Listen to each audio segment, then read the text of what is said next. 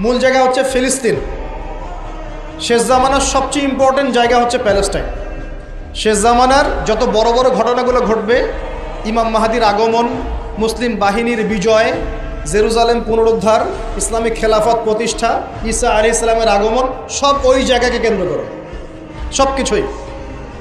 সব কিছুই ওখানেই দাজ্জাল বের হবে, দাজ্জালকে আবার মারাও হবে সেখানে, সব কিছু ওখানে। কিন্তু ওই দিক থেকে মুসলিমদের দৃষ্টি ফোকাস করে অন্যদিকে সরিয়ে দেওয়া হচ্ছে।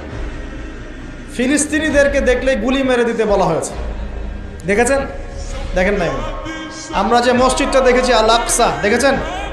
এই আকসাকে সরিয়ে দিয়ে সেখানে থার্ড টেম্পল নির্মাণ করার প্ল্যান হচ্ছে। মানে এই যে থার্ড টেম্পল তো বোঝেন না, হাইকেলে সুলাইমানি। মানে ওরা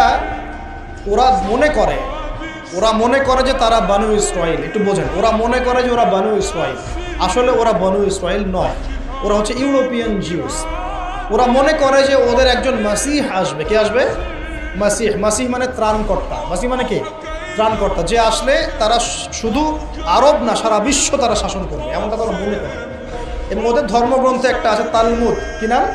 তালমুদ। এই তালমুদের মধ্যে এটা লেখাও আছে যে একজন মাসিহ আসবে, যে মাসিহ আসলে তারা বিশ্ব শাসন করবে। বাস্তবতা হচ্ছে ওই মাসিহ এসেছিলেন, আসেন নাই? ওই মাসিহ সত্যি এসেছিলেন, কিন্তু তারা তাকে চিনতে পারে না। সেই মাসিহের নাম কি? নবী ঈসা আলাইহিস সালাম। আমরা বলি না মাসিহ ইবনে মারইয়াম, আমরা বলি না ঈসা আলাইহিস সালামকে আল্লাহর মাসিহ না, ত্রাণকর্তা। ঈসা আলাইহিস সালামকে তারা চিনতে ব্যর্থ হয়েছে এবং তাকে তারা হত্যারও চেষ্টা করেছিল। কিন্তু আল্লাহ রাব্বুল আলামিন তাকে উঠিয়ে নিয়েছেন কোথায়? আল্লাহর কাছে।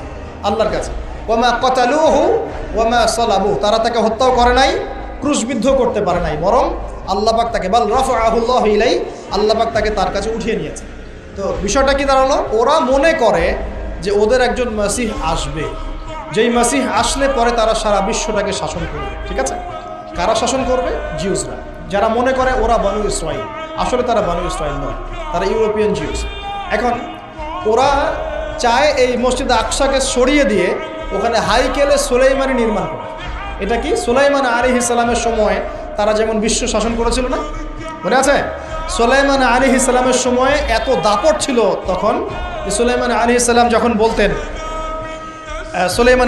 যখন বলতেন যে বাতাসকে যে ফ্লাই করতে, তখন এই সিংহাসন বাতাসে ফ্লাই করা শুরু করতো না?